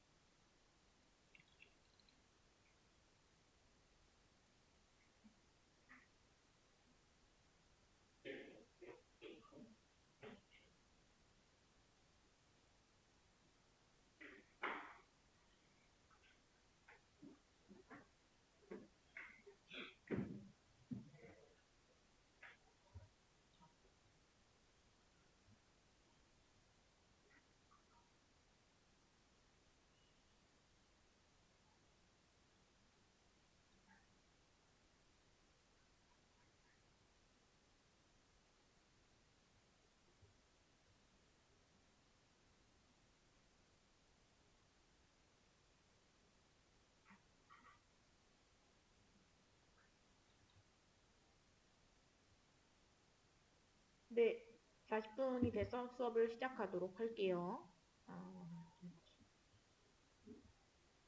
네, 저희가 방금 정규분포가 뭔지에 대해서 배웠습니다. 정규분포는 이렇게 예쁜 종 모양을 띠고 있는 그래프라고 말씀을 드렸죠. 그러니까 이제 X축이 이제 제가 조사하고 싶은 데이터를 뜻하는 거고요. 여기 이 종 모양의 그래프에서 제일 Y값이 높은 이 부분 있잖아요. 이 부분이 나타내는 게 바로 평균입니다. 그래서 평균은 보통 M이라는 그 알파벳을 사용해서 많이 나타내요. 그 다음에 여러분 제가 여기서 이 넓이 얘가 지금 너무 어려운 용어라서 와닿지 않을 수도 있지만 제가 결국에 그린 얘가 확률 밀도 함수라는 거거든요. 확률 밀도 함수에서는요. 이 함수랑 x축 사이의 넓이가 곧 확률입니다. 아시겠죠? 그래서 만약에 뭐 이 별량이 뭐 키였다고 해봐요, 여러분. 그러면 이제 어떤 사람을 내가 한 사람을 골랐는데 그 사람의 키가 160 이상이고 170 미만일 확률이랑 그리고 160 초과고 170 미만일 확률이랑 같을까요? 다를까요? 그러니까 지금 뭐야 이거. 에이. 그러니까 지금 106 여기는 이제 160 이상이니까 160을 포함한 값이고요. 여기는 이제 160 초과니까 160을 포함하지 않은 값이잖아요. 근데 이 두 개의 확률은요 같습니다. 왜냐면 160을 포함하든 안 하든 그러니까 여기 키가 여기 160쯤이라고 했을 때 이거 선에는 넓이가 없잖아요, 여러분. 그래서 선을 포함하든 안 하든 넓이는 똑같기 때문에 그러니까 확률 밀도함수에서 우리가 확률을 나타낼 때는 항상 넓이로 표현하는 거라서 양쪽 끝값을 포함하든 포함하지 않든 이 두 개의 확률은 똑같다. 이제 넓이가 확률을 의미한다 이렇게 보시면 됩니다. y 값이 의미하는 건 아무튼 이 y 값이 의미하는 게 확률이 아니에요, 여러분. 그거랑 헷갈리시면 안 되고 이제 넓이가 확률이다. 그래서 만약에 160부터 170 사이에 있을 확률을 구하려면은요, 여기 160부터 170 사이에 있는 여기 함수 이거의 넓이를 구하면 되는 거예요. 아시겠죠? 네. 자, 어쨌든 그래서 지금 그 정규 분포가 뭐다? 이렇게 종 모양의 그래프다. 자, 그래서 종 모양의 그래프는요, 여러분 가운데에 있는 게 평균이고요. 그러면 만약에 내가 어떤 값들을 딱 집었는데 걔가 평균보다 클 확률, 즉 여기일 확률은 당연히 몇일까요? 확률 밀도 함수에서는요, 여러분 확률의 합은 항상 뭐다? 확률의 합은 항상 1이라고 했었죠. 그래서 어떤 자료가 평균보다 클 확률은 당연히 0.5인 거고 평균보다 작을 확률은 또 당연히 0.5인 겁니다. 알겠죠? 그리고 이 퍼져 있는 정도가 분산 또는 표준 편차를 나타내요. 그래서 만약에 어떤 집단의 그 평균을 구했는데 걔의 정규 분포는 이렇게 나오고 어떤 집단의 정규 분포는 뭐 이런 식으로 나온다고 볼게요, 여러분. 여기가 A 집단, 여기가 B 집단이라고 생각한다면 평균은 당연히 두 집단 중에서 누가 더 높나요? 네, 평균은 B가 더 높죠. 왜냐면 얘의 평균값이 더 오른쪽에 있으니까요. 그렇죠? 평균은 B가 더 높은데 그럼 분산은 누가 더 클까요? 평균은 B가 더 크고 그리고 분산은요? 분산도 B가 더 큽니다. 왜냐면 더 퍼져 있잖아요. 그렇죠? 더 퍼져 있다는 건 더 자료가 좀 흩어져 있다. 그 극단적인 자료들이 좀 많다. 이렇게 보시면 되는 거고 평균과 분산 모두 B 집단이 더 크다. 그래서 여러분 분산이 클수록 더 퍼져 있기 때문에 이 평균에서의 Y 값이 더 작습니다. 이렇게 푹 퍼져 있어서 그렇게 찌부를 시켰다고 보시면 돼요. 네, 아무튼 이런 거. 자, 그래서 이제 모집단이랑 평균 집단에서 그 샘플링을 뽑아가지고 그래프를 그려보는 걸 이제 좀 본격적으로 해볼게요. 자, 그래서 이거 용어 저희가 앞으로 쓸 용어만 좀 알려드리겠습니다. 자, 이제 여기가 모집단이라고 해볼게요. 뭐 아까처럼 수능을 본다고 생각하면은 이제 전국에서 수능을 본 애들 전부 다 모은 그 집단이 이제 모집단이겠죠. 네. 모집단에는 평균도 있고 분산도 있고 표준 편차도 있을 텐데요. 모집단의 평균은 그냥 앞에다가 뭐만 붙여서 모평균, 모집단의 분산, 모분산, 모집단의 표준 편차, 모표준 편차 이렇게 부릅니다. 아시겠죠? 자, 모집단의 평균은요 이렇게 알파벳 M으로 많이 표현을 하고요. 모집단의 표준 편차는 이 시그마, 6처럼 생긴 이 시그마로 표현을 하고요. 모분산은 저걸 제곱한 값이라서 그냥 시그마 제곱 이렇게 표현을 합니다. 그쵸? 그래서 우리가 궁금한 건, 우리가 관심 있는 건 이거예요. 그쵸? 당연히 수능을 보면은 이제 전국 수능생들을 다 모아가지고 그 등급을 내야 되니까 걔네들의 평균이 뭔지 표준 편차가 뭔지 이게 궁금할 거 아니에요? 그쵸? 그치만 저걸 구하려면 너무 오래 걸리고 지금 당장 구할 수 없기 때문에 어떻게 한다? 이제 메가스터디에서 우리 학원 애들 거 일단 모아. 그래서 이렇게 표본 집단을 조그맣게 이렇게 뽑는 거예요. 표본 집단. 표본 집단. 그럼 이제 우리가 뽑은 이 메가스터디에 있는 애들의 표본 집단의 평균이 있을 거 아니에요? 걔는 뭐라고 부르냐면 표본 평균이라고 부릅니다. 걔는 보통 이렇게 X바 이렇게 표현을 해요. 그렇죠? 그러니까 뭐 예를 들어 메가스터디의 졸업생이 뭐 100명이다. 그럼 그 100명들 가지고 내가 낸 평균, 그게 표본 평균이에요. 그리고 이 메가스터디 애들의 그 자료 가지고 표준 편차를 낸다? 그럼 표본 표준 편차예요. 얘는 그 알파벳으로 S로 많이 표현을 합니다. S. 아시겠죠? 그 다음에 표본 분사는 당연히 뭐 S 제곱 이렇게 표현을 하겠죠. 그쵸? 네. 그래서 우리한테 있는 자료는 이거예요. 아시겠나요? 우리한테 있는 자료, 저 메가스터디의 자료, 요거 가지고 뭘 추측해내는 거? 모 평균, 모 표준 편차, 얘네들을 추측해내는 거. 요런 과정을 할 겁니다. 아시겠죠? 그래서 일단 요걸로 그 정규분포 그래프 한번 만들어보고 나중에 이것도 추정해보고 할게요. 네. 자, 그래서 여기다가 조금 글로 설명을 해드리자면 표본을 하나 뽑아서 그 걔네들의 데이터의 평균을 구한 결과가 뭐다? 표본 평균입니다. 표본 평균. 그리고 표준 편차를 구할 거예요. 표본 평균은 x 바로 표현을 하는데 x 바 이렇게 쓸게요. 제가 앞으로. 그리고 표본 표준 편차는 s라고 이렇게 씁니다. 아무튼 이걸 구해서 나중에 뭘 할 거다? 모 평균을 추정을 하도록 하겠습니다. 네. 자, 근데요, 여러분 잘 생각해 보시면 제가 이제 모집단에서 이제 메가스터디 여기 조금 뽑아가지고 100명 졸업생 100명 여기 메가스터디 이것만 뽑았어요. 그래서 나온 이걸로 이 X 바로 우리 학원 학생들의 평균이 한 70점이 나왔네. 그럼 대충 이 전국 수능 수학 점수 평균도 70점 나오겠다 이렇게 추측을 하면은요. 당연히 맞지 않겠죠. 왜냐면 재수생일수록 좀 더 점수도 높고 이 메가스터디 올해 유독 좀 잘하는 애들이 몰렸을 수도 있잖아요. 그쵸? 그래서 표본을 하나 뽑은 다음에 이걸로 추정하는 건 조금 불확실할 거예요. 그래서 조금 확실하게 하고 싶으면 어떻게 하면 될까요? 뭐 수능 보고 네이버 키면은 메가스터디 것만 나오는 게 아니라 다른 학원 것도 다 나오죠. 그쵸? 대성학원도 또 뽑고 표본을 그 다음에 또 뭐 종로학원도 뽑고 그것도 어디 거 나오더라? 진학사? 이런 데 거. 진학사에서도 뽑고 그리고 또 뭐 UA에서도 뽑고 이제 진학사랑 UA는 학원은 아닌 것 같고 이제 그 대학교 들어갈 때 자기 원서 넣어서 뭐 추측하는 뭐 그런 데거든요. 아무튼 이런 데에서 이제 표본을 여러 개를 뽑는 거죠. 네, 표본을 여러 개를 뽑을 거예요. 각각에서 이걸 다 구하는 거예요. 우리 종로학원의 평균, 대성학원의 평균, 진학사 애들의 평균, UA 애들의 평균 이걸 다 구할 거예요. 아시겠죠? 그래서 구해진 이 표본 평균들 있잖아요. 이거는 당연히 숫자가 다 다르겠죠? 뭐 예를 들어 메가스터디 애들이 공부를 잘한다 얘네는 70점. 대성 애들이 이번에 좀 별로였다 60점. 뭐 종로 뭐 65점. 그리고 진학사 뭐 좀 못하는 애들이 넣었다 50점. 뭐 UA 뭐 유독 좀 잘하는 애들이 넣었다 80점 이런 식으로 표본 평균이 다 다르게 나오겠죠? 그쵸? 그럼 이제 이 표본 평균의 평균을 구해요. 이렇게 나온 이 집단은 지금 몇 개죠? 5개 정도 되죠? 이 5개 집단에서의 표본 평균의 평균을 구하면은요. 걔는 이렇게 표현을 하거든요. 이렇게. 이 2는 뭐였지? 익스펙트인가? 아무튼 기대값이라고 표현하고 저것도 평균 낼 때 저 알파벳 2로 많이 표현을 합니다. 그래서 표본 평균의 평균을 구하면은요. 얘는 항상 뭐랑 같냐면 이거랑 같습니다. 모집단의 평균이랑 같아요. 세상에. 그러니까 5군데에서 이 표본 평균을 다 각각 구한 다음에 걔네들의 평균을 또 구하면은 이게 뭐랑 똑같다? 내가 그 구하고 싶은 그 모집단의 평균이랑 똑같습니다. 아시겠죠? 근데 이건 제가 지금 여기서 증명을 해드릴 수는 없고요. 되게 복잡하게 수학자들이 증명해놓은 거예요. 이거 그냥 받아들이셔야 됩니다. 네, 표본 여러 개 뽑아서 걔네들의 평균의 평균을 구하면 그건 모집단의 평균이랑 똑같습니다. 아시겠죠? 네. 그래서 여기다가 적어드릴게요. 표본을 여러 개 뽑아서 각 표본 평균이 있겠죠? 이게 앞으로 엄청 헷갈릴 거예요, 여러분. 표본 평균의 평균을 구하면 각 표본 평균의 평균이라고 하시죠. 얘는 이제 어떻게 나타낸다? 이 x바의 평균을 구하면 이게 뭐랑 똑같다? 네, 모 평균이랑 똑같습니다. 근데 이 증명 과정은 수학자들이 해놓은 건데 제가 굳이 할 필요는 없겠죠? 증명 과정은 이거는 받아들이셔야 돼요. 아시겠죠?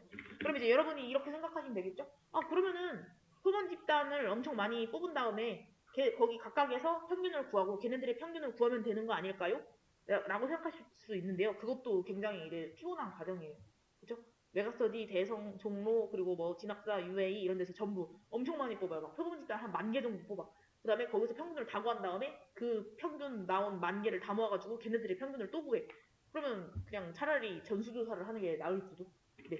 이 과정을 하는 것 자체도 굉장히 피곤하기 때문에 그냥 조그만 우리 집단 내에서 그 뽑은 애들로 평균 구한 다음에 이걸로 뭐 평균 추정하자 이렇게 되는 거죠. 네. 어쨌든 이거 두 개는 똑같습니다, 여러분. 네. 호호호호호. 자, 아무튼 여기서 이제 저희가 앞으로 증명하고 싶은 과정이 있는데요. 그게 뭐냐면 표본 평균은 정규분포를 따른다라는 가정이 있어요. 정규분포가 아까 뭐라고 했었죠?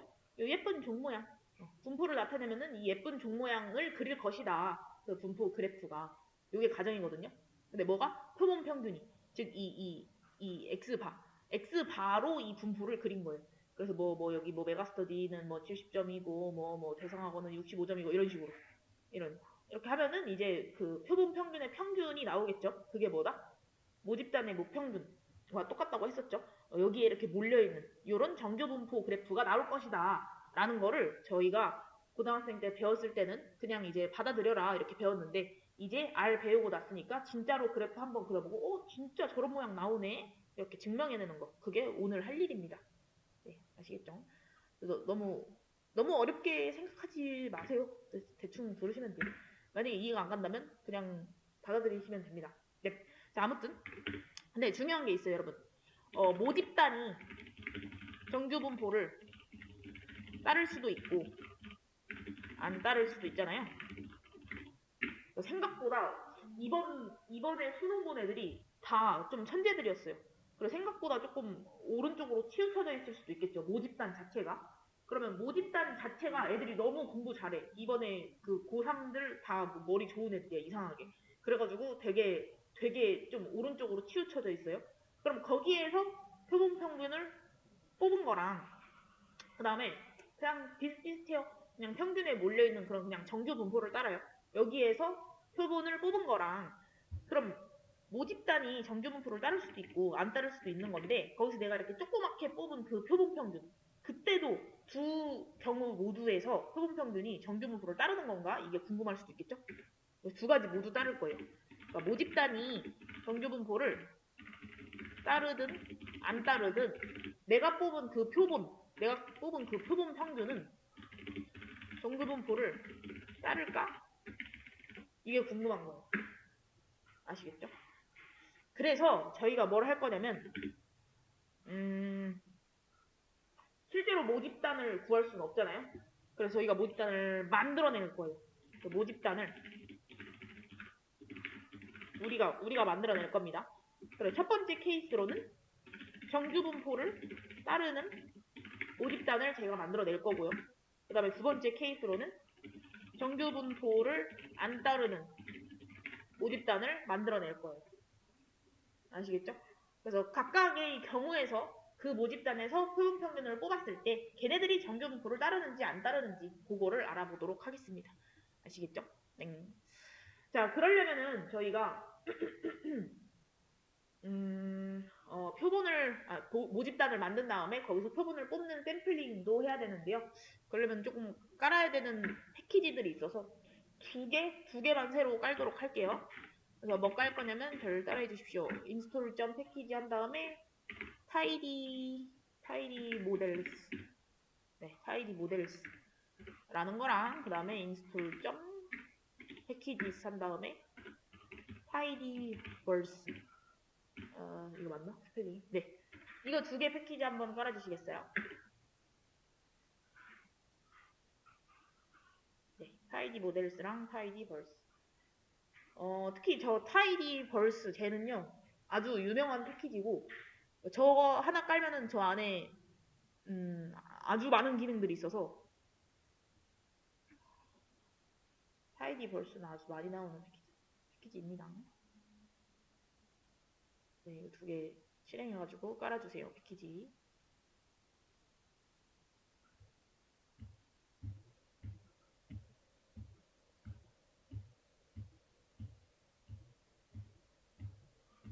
굉장히 오래 걸리네요. 타이디 모델즈 깔고 있는데.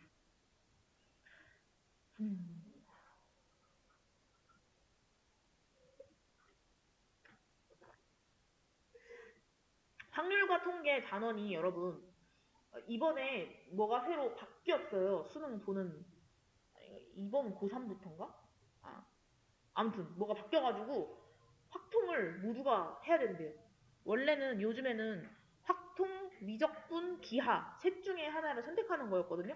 근데 이제 확통은 모두가 다 해야 되고 미적분이랑 기하를 뭐 약간 의대갈 애들만 선택하는 그런 걸로 바꿨댔나? 네, 뭐 그렇다고 합니다. 잠깐만요. 타이디 모델즈 다 깔았고 이제 타이디 벌스 깔겠습니다. 아무튼 그래서 갑자기 지금 이제 중학생인 애들, 고등 수학 과정을 선행하는 중학생 애들이 갑자기 이제 확통을 선행해야 되는 그런 일이 벌어졌다고 해요. 왜 그렇게 자꾸 바뀌는지. 제가 이걸 어떻게 하냐면 저희 언니가 수학 선생님이거든요. 저도 수학을 좀 많이 가르쳤었고요. 제가 옛날에 어렸을 때 가르쳤던 애들이 이제 커가지고 고3이 됐는데 이번에 수능을 보는데 잘 볼지 과연. 네, 아무튼 타이디 모델즈랑 타이디 벌스 깔았고 얘네들 이제 로딩을 해주겠습니다, 여러분. 그래서 라이브러리 타이디 모델즈 해주시고 그리고 라이브러리 타이디 벌스도 해줘야 되겠죠. 뭐 경고가 막 이렇게 했는데 일단은 무시하도록 하겠습니다. 타이디 벌스. 네, 둘 다 로딩했으니까 될 거고 타이디 벌스만 한번 어떤 패키지인지 조금만 보고 가도록 할게요. 저도 좀 이걸 봐야지 알 것 같아. 외우고 있지 않아서. 자, 여기 우측 하단에 패키지 창을 열어서 타이디버스 한번 찾아볼까요?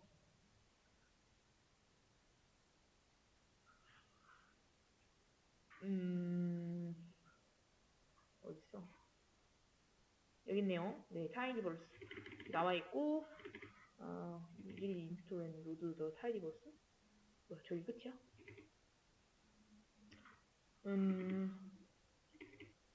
어, 그냥 디펜던시 관계에 있는 많은 패키지를 깐다 이거밖에 없는 건가? 잠시만요. 여기다가 검색해 볼게요. 타이디버스? 그냥 제 하나가 되게 많은 깔끔한 데이터입니다. 타이디버스 간단 소개 및 설치 요거를 보시면 저만 볼게요. 여러분 그냥 여기 앞에 스크린 받으세요. 데이터 분석을 한다면 무조건 써야 된다. 그래서 무슨 기능? 그쵸. 이분이 조금 유명하신 분이거든요. 왜냐면 이분이 개발한 패키지가 굉장히 많아요. 이거 저희가 썼던 거. 디지플로트, 디플라이알 이거 다 있죠? 네. 아무튼 그냥 한꺼번에 모아놨대요, 여러분. 그쵸? 타임벌스 안에 제가 있는 건가? 되게 그랬던 것 같기도 하고. 네, 뭐, 암튼, 중요한 패키지라고 합니다. 패키지 구성 보기. 패키지 구성 보기. 타임벌스 패키지 안에 이게 들어있네요, 여러분. 제지플로트. 저희는 이제 제지플로트만 따로 빼가지고 깔았었던 거잖아요. 그것도 있고, HTTR, 이것도 내일 웹 크롤링 할 때 쟤를 사용을 할지도, 알베스트, 이거는 내일 사용할 겁니다, 여러분. 알베스트. 그 다음에, 여기 디플라이알도 여기 안에 패키지에 들어있군요. 리드 엑셀, 요것도 들어있고요. 굉장히 많은 패키지가 들어있는 패키지네요. 네, 뭐 어쨌든. 뭐 그렇습니다. 네, 이제 빨리 해볼게요. 그 다음에, 지지플로트도 한 번만 로딩 해줄게요, 여러분. 지지플로트. 로딩, 네, 요거까지 로딩을 해주고 이제 해보겠습니다. 자, 그래서 저희가 경우를 두 개를 나눈다고 했었죠. 일단 정규분포 따르는 모집단 하나 저희가 만들어낼 거고요. 그 다음에 정규분포를 안 따르는 모집단. 정규분포 안 따르는 모집단은 예를 들어 어떤 분포 말하는 거냐면 그냥 이런 분포. 그냥 평균이 만약 여기라고 하면 평균에 해당하는 애들도 대충 한 3개 정도 나오고 극단적인 애들도 한 3개 정도 나오고 못하는 애들도 한 3개 정도 나오고 그냥 이 분포가 그냥 한 일직선인 애들? 이거 보고 약간 뭐라고 부르더라? 단일 분포? 용어가 있었는데 이따가 생각나면 말씀드릴게요. 아무튼 요런 애들이 있거든요. 그거 두 가지 경우로 나눠서 거기서 표본을 뽑아가지고 걔네들이 정규분포를 따르는지 안 따르는지 그래프로 한번 보도록 하겠습니다. 자, 그래서 정규분포를 따르는 모집단에서 저희가 랜덤 데이터 생성을 하도록 할게요. 그래서 어떻게 할 거냐면 랜덤 데이터를 생성하는 함수 중에 R normalize라는 애가 있습니다. 네, 요거를 뽑을 거고요. 몇 개의 데이터를 생성해낼 거냐면 10만 개의 데이터를 생성해낼 거예요. 그러니까 그냥 숫자를 뽑을 거예요. 저희가 그 run if 이런 거 했었던 거 기억나실까요? 그 왜 국어, 영어, 수학 점수 100명 거 점수를 써야 되는데 너무 그걸 제가 하나하나 다 정하기 귀찮아가지고 왜 60점이랑 100점 사이 중에 뭐 랜덤으로 100개 뽑겠다 막 이런 거 했었잖아요. 그런 거랑 그냥 비슷한 겁니다. 10만 개의 데이터를 뽑을 거고요. 걔네들의 평균이랑 그 표준 편차를 저희가 정할 수가 있어요. 그래서 평균은 뭘로 정할 거냐면 대충 0으로 적겠습니다. 그리고 표준 편차는요. 1로 정할 거예요. 저희가 정한 거예요. 저희가. 이거 이렇게 안 하셔도 돼요. 뭐 평균을 한 70 정도로 하고 표준 편차 한 3 정도로 할까? 이렇게 하셔도 전혀 상관없습니다. 근데 왜 하필이면 평균이 0이고 표준 편차가 1인 애로 뽑았냐면 이렇게 평균 0이고 표준 편차가 1인 애들을 또 모아가지고 또 새로운 영어가 너무 많이 나오네요 여러분. 표준 정규분포라고 부르거든요. 이게 뭐냐면 정규분포 자체도 애초에 어떤 데이터의 값이 정규분포를 따르기가 힘든데 끼워 맞춘 거라고 했어요. 근데 이걸 더 뚝딱뚝딱 끼워 맞춰요. 그래서 평균은 0에 맞춰. 그리고 표준 편차는 1에 맞춰. 이렇게. 원래는 이렇게 못생겼던 그래프를 이렇게 끼워 맞춘 거죠. 그래야지 약간 서로 다른 자료들 간의 비교가 쉬워져가지고 일단 뭐랄까 하나의 정해진 틀에다가 그냥 끼워 넣고 거기에서 비교를 하는 겁니다. 물론 정확하지 않겠죠? 그래서 다 근사치, 추정치 이런 걸로만 따지는 거고요. 뭐 어쨌든 아무튼 표준 정규 분포라는 게 있어요. 네. 자, 그래서 제가 이렇게 평균이 0이고 표준 편차가 1인 그런 숫자들을 뽑을 건데 그런 숫자들을 몇 개를 뽑겠다? 10만 개를 뽑을 겁니다. 그래서 이거를 실행을 해보시면요. 여기 보이시죠? 네. 평균이 0이기 때문에 당연히 그 0보다 큰 숫자 이런 양수도 나오고 음수도 나옵니다. 네, 이렇게. 그래서 이게 지금 10만 개가 뽑힌 거예요. 10만 개. 그래서 얘를 뽑고 이용을 해야 되니까 당연히 그 변수에다가 넣어줘야 되겠죠. 그래서 뭐 그냥 데이터라고 할까요? 네. 데이터에다가 변수로 넣어주면 이렇게 나오고요. 지금은 아마 벡터로 들어가 있을 거예요. values에 들어가 있잖아요, 여러분. 그쵸? 벡터로 들어가 있는데 저희가 이제 얘를 그래프로 그려가지고 볼 거거든요. 그래프로 그려서 보려면 데이터 프레임 형태일 때 왜 저희가 gg플롯에다가 넣어서 할 때는 다 데이터 프레임 형태였잖아요. 데이터 프레임 형태로 한번 바꿔주도록 하겠습니다. 그래서 데이터를 덮어쓰기 할 거예요. 데이터 프레임 형태로. 그래서 그냥 저희가 데이터 프레임 만들 때 데이터.프레임 프레임 한 다음에 뒤에다가 넣을 칼럼 같은 거 다 넣었었던 거 기억하시나요? 그래서 그냥 데이터가 하나의 칼럼이라고 생각하시고 그냥 얘를 데이터 프레임화 하겠다 이런 뜻인데 이거 하면 어떻게 되냐면 그냥 지금은 마치 1차원 배열로 쭈루룩 그냥 한 줄로 나열된 데이터라면 데이터 프레임화 하는 순간 얘를 출력을 하면은요 그냥 약간 이렇게 그냥 이제 행과 열로 이루어져 있기는 하는데요 칼럼이 어차피 한 개입니다. 지금 이게 너무 많아가지고 잘 나오지도 않죠.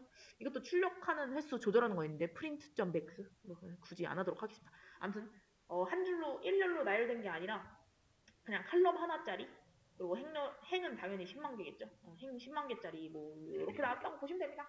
네. 어쨌든 이거는 뭐다? 벡터를 데이터 프레임화 했어요. 왜? 그래야지 ggplot 함수 이용해서 시각화하기가 쉬워서요. 네. 자, 그래서 저희가 이제 시각화를 한번 해볼게요. 그래서 제가 원하는 그래프는 뭐냐면 x축에 뭘 넣을 거냐면 저 데이터를 넣을 겁니다. 저 데이터. 그럼 당연히 지금 이제 평균이 0이었기 때문에 한 이쯤이 0일 거고요. 이쯤 이제 뭐 0.304 뭐 마이너스 0.40 어쩌고 이렇게 되겠죠? 얘네들의 분포. 그러니까 그냥 빈도수라고 생각하시면 돼요. 이런 식으로 아마 나오겠죠? 요런 거를 그려야 될 거예요. 이런 식으로 나올 수밖에 없는 게 제가 애초에 정규 분포로 뽑겠다고 했어요. 정규 분포로 뽑을 때 쓰는 함수가 이거예요. r normalize 이렇게. 아시겠죠? 네. 그래서 빈도 그래프를 그릴 건데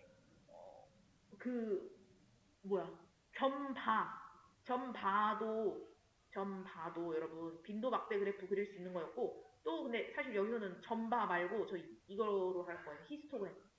히스토그램도 똑같아요 여러분. 히스토그램도 막대 그래프입니다. 막대 그래프. 근데 이제 히스토그램을 사용하려면 어떤 조건이 있었냐면 x축이 연속되는 변수여야 돼요. 연속되는 변수. 아시겠죠? 네. 그래서 이때는 히스토그램을 더 많이 쓰고 이걸로 한번 그려보도록 하겠습니다. 네. 지지플롯 찾으시면 되고, 지지플롯. 여기서 이제 사용하려는 데이터가 저희가 만들어낸 저 데이터죠. 저희가 만들어낸 이름이 데이터이네. 네.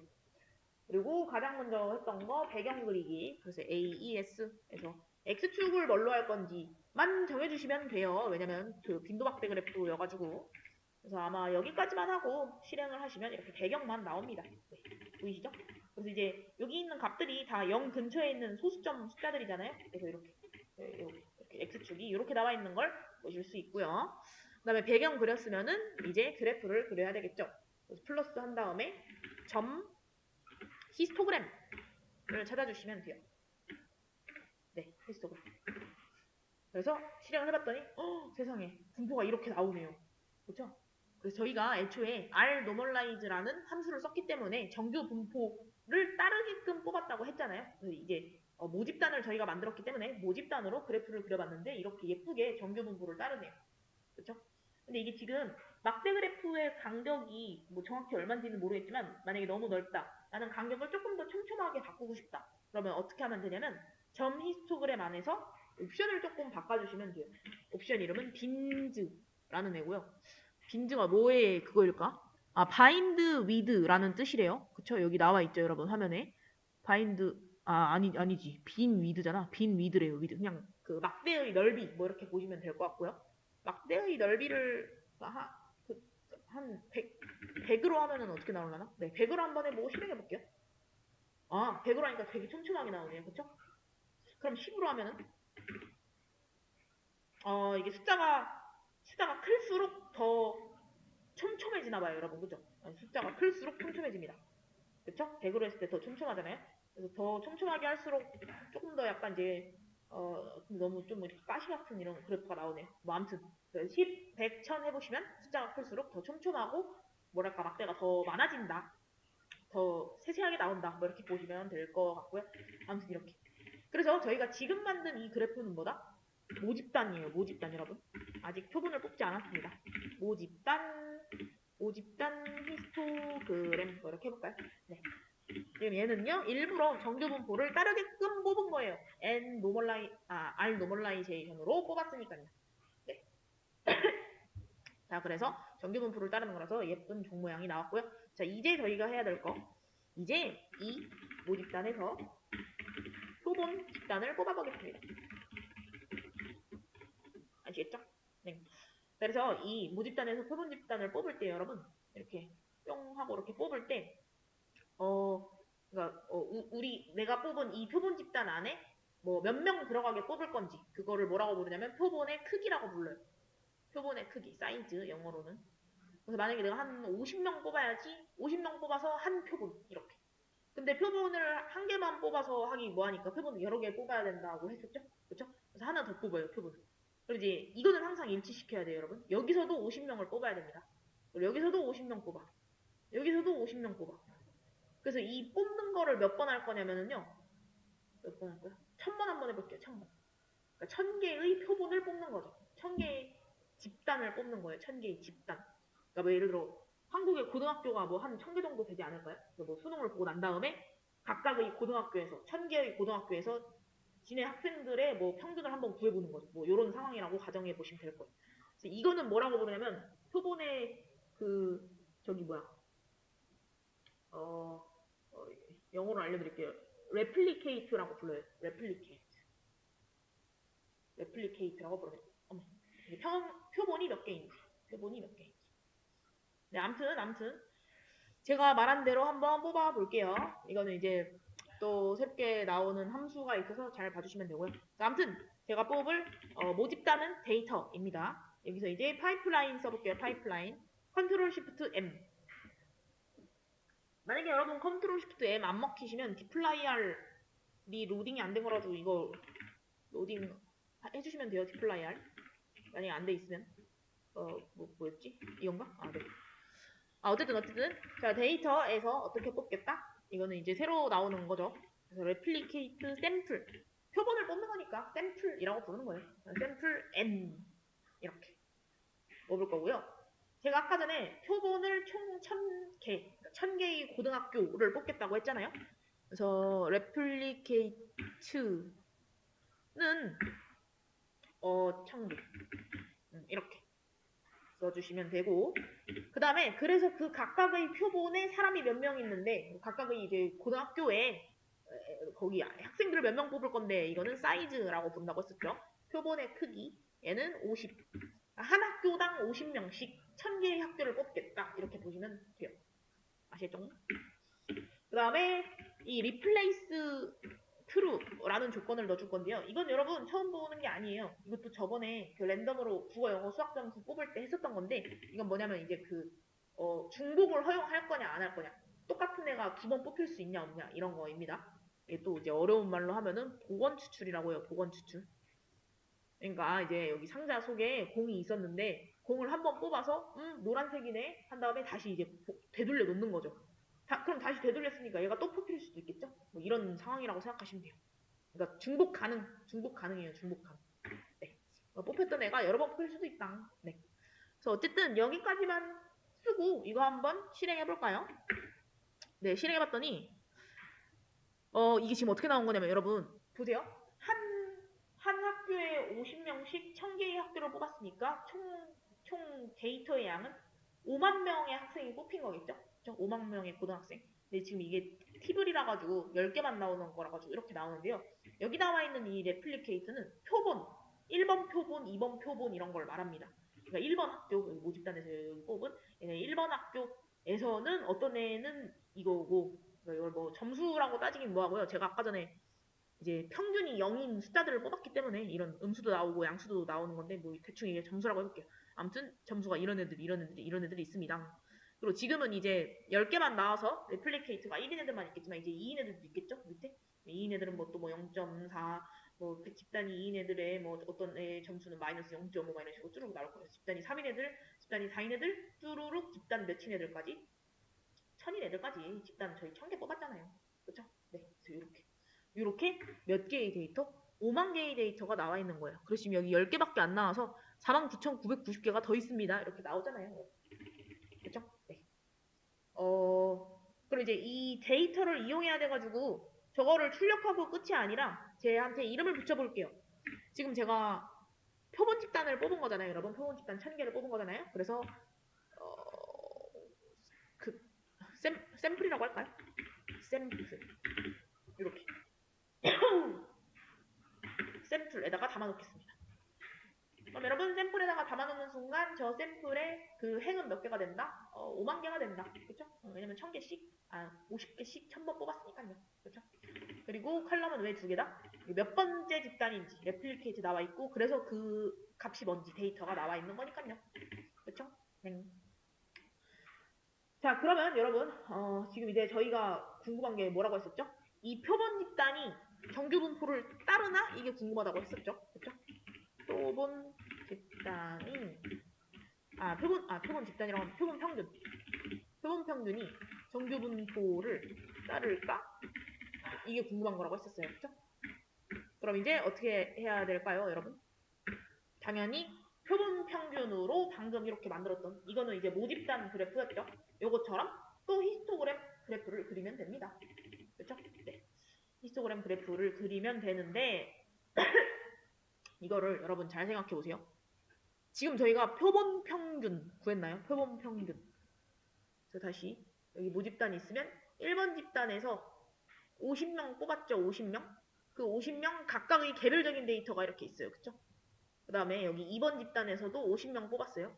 그 걔네들 50명의 각각의 데이터도 이렇게 있어요. 그쵸? 그러니까 지금 5만 명의 각각의 데이터가 있잖아요. 그럼 표본 평균은 이 50명의 평균 X바라고 했잖아요. 이 X바가 지금 저희 구해져 있나요? 안 구해져 있나요? 안 구해져 있습니다. 5만 명의 각각의 데이터만 나와 있잖아요. 그쵸? 그래서 지금 1번 집단의 평균이 뭔지 안 나와 있잖아요. 여러분. 그쵸? 1번 집단 50명 각각의 데이터만 나와 있지 1번 집단의 평균이 뭔데, 2번 집단의 평균이 뭔데, 3번 집단의 평균이 뭔데 이런 건 안 나와 있습니다. 저희가 궁금한 건 표본 평균 얘네들 이 X바들 X바들이 정규분포를 따르는지 궁금하기 때문에 저는 이 50명 각각의 데이터 필요 없어요. 각각의 집단의 표본 평균이 필요한 거예요. 아시겠죠? 이 X바 1000개, X바 1000개 가지고 정규분포를 그러니까 그 히스토그램을 그려서 정규분포를 따르는지 보고 싶은 겁니다. 아시겠죠? 네. 그럼 이거 한번 해볼까요, 여러분? 이거 한번. 제가 글로 설명해 드릴 테니까 여러분 할 수 있을 것 같거든요. 집단별로 묶어서. 근데 그 집단이 지금 칼럼 이름이 뭐다? 레플리케이트요. 집단별로 묶어서 데이터에 평균을 구하자. 왜냐? 그게 표본 평균이니까. X바니까. 이거를 디플라이아를 이용해서 여러분 하실 수 있거든요. 한번 해보시겠어요? 디플라이아를 이용해서. 이거 다 저희가 했던 거예요, 여러분. 저번 시간부터 계속. 그러니까 뭐 남녀로 그룹을 나눈 다음에 남자들의 평균, 여자들의 평균 구해야지 이런 거 했었던 거예요. 그 연령대별로 짜라락 그룹 구한 다음에 그 안에서 그 사람들의 뭐 월급 평균 구해야지 이런 거 했던 거예요. 한번 해보시겠어요? 한 1분 드릴게요. 1분. 이거 녹화되는 건가? 아, 되는 거구나.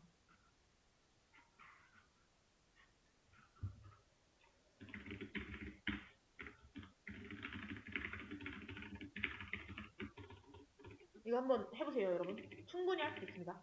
집단별로 그룹핑을 한 다음에 평균 구할 거니까 뭔가 그룹 바이 하고 썸머라이즈 하면 될 것 같지 않나요?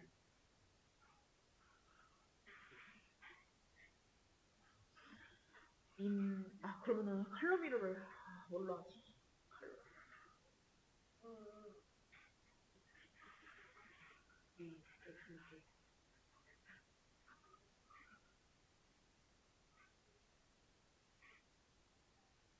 사장님, 이게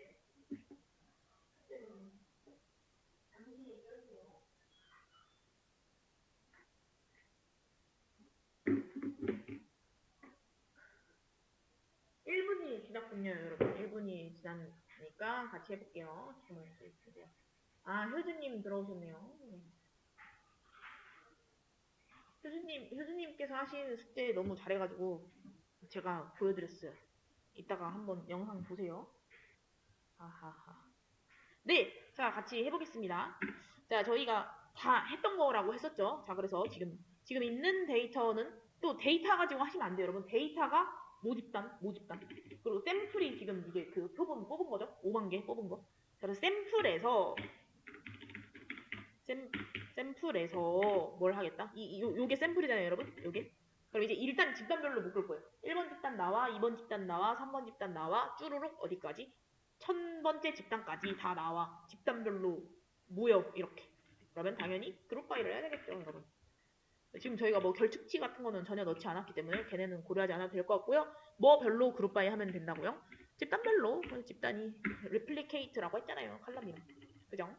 이렇게 모였어요. 그래서 50명끼리 쭈루루 이렇게 모였어요. 그래서 1000개의 집단. 그럼 이제 각각의 하나의 집단 안에서 뭘 하겠다? 데이터의 평균을 구해. 이렇게 하는 거죠. 그죠? 썸머라이즈 하면 되겠네요. 썸머라이즈. 칼럼 이름을, 칼럼 이름을 X바라고 하겠습니다. X바. 그쵸? 각각의 평균을 구하면 그게 X바가 맞잖아요. 그쵸? 표본 평균이니까. 네, X바가 맞을 것 같고요. X바를 구하겠습니다. 뭘 구하겠다고요? 데이터의 평균을 구하겠다. 이렇게. 네, 이렇게. 요거요. 지금 한번 출력을 일단 해볼게요. 출력을. 네, 했더니 이렇게 나오네요. 그쵸? 그래서 지금 1000개가 나와야 되는데 10개만 나와서 지금 990개가 더 있는데 출력이 안 됐습니다. 라고 나와 있죠? 그쵸? 1번 집단의 50명의 평균은 마이너스 0.09래요. 그리고 2번 집단 50명의 평균은 0.107 이렇게. 뭐 학교라고 생각하시면 돼요. 너무 헷갈리면 3번 학교의 평균은 0.0306이 나왔구나. 그렇구나. 이렇게 아시면 되고요. 이제 이거를 어떻게 하겠다, 여러분? 쟤를 히스토그램으로 그려야 돼요. 그럼 이렇게 하고 끝내는 게 아니라 변수에 담아서 gg플롯에 넣어가지고 해야 되겠죠. 그쵸? 그래서 얘도 변수에 담아주셔야 됩니다. 그랬고, 이거는 또 변수 이름을 뭐라고 하냐? 샘플 민드 대충 하겠습니다. 샘플. 변수 이름을 짓는 게 여러분 제일 어려워요. 이거 변수 이름 A 이런 걸로 지었다가 나중에 이제 도대체 뭘 나타내는 건지 모르고 이러면 안 되거든요. 대충 샘플 민즈라고 하겠습니다. 그쵸? 표본을 뽑아가지고 각각의 평균을 구한 거니까요. 실행을 해보시면 샘플 민즈에는 당연히 1000개가 들어가 있겠죠. 1000개 집단에 각각의 평균이 나와 있는 거니까요.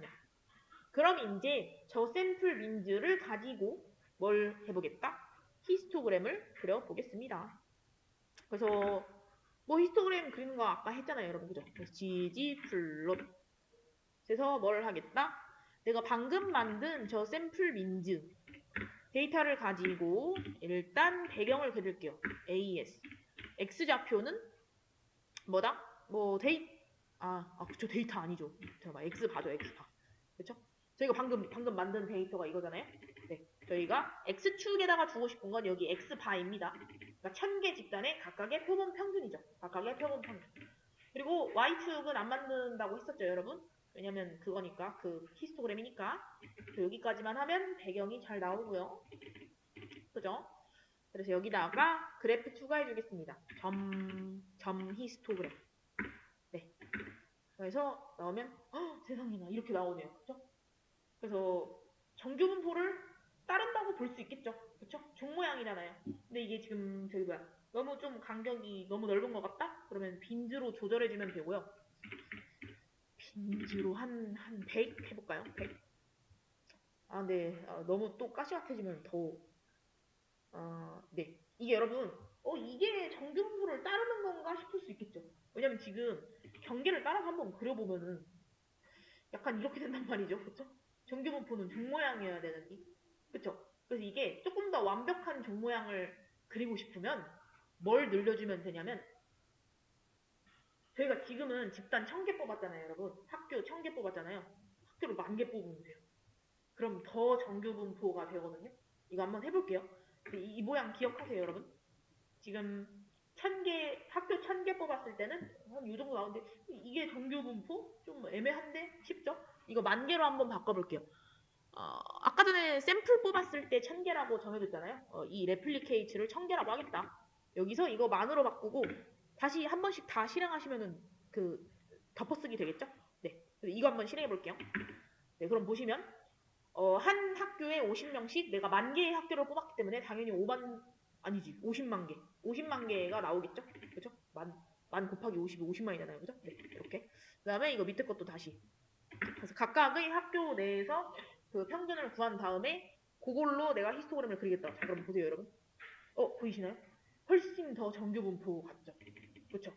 네, 그래서 당연한 얘기지만 집단을 아주 많이 뽑을수록 집단을 진짜 엄청 많이 뽑을수록 사실상 거의 전수조사 아닐까요? 그렇죠?